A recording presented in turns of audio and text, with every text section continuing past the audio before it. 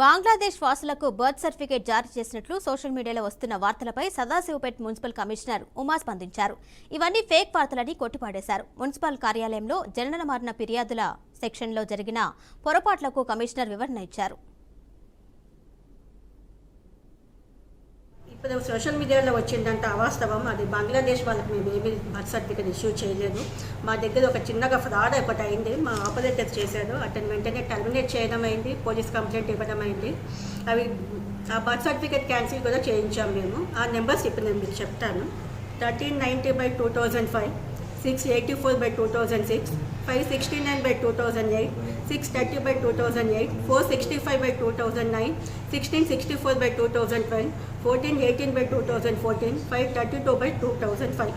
ఇవన్నీ కూడా మేము క్యాన్సిల్ చేయించడం అయింది. ఇప్పుడు బంగ్లాదేశ్కి ఇచ్చామనేదంతా అవాస్తవం, అదంతా నిజం కాదు. అట్లాంటి పుకార్లు ఏమీ నమ్మవద్దు. మా సదాశివపేట ఇప్పటివరకు అట్లాంటివి ఏమీ కాలేదు, ఇంతకుముందు కూడా కావు. ఇంకా కిషోర్ మీద నేను పోలీస్ కంప్లైంట్ కూడా ఇచ్చాను, ఎఫ్ఐఆర్ బుక్ చేసుకున్నాను, టెర్మినేషన్ చేయించి నాకు తెలిసిన వెంటనే టెర్మినేషన్ కూడా చేయించాను.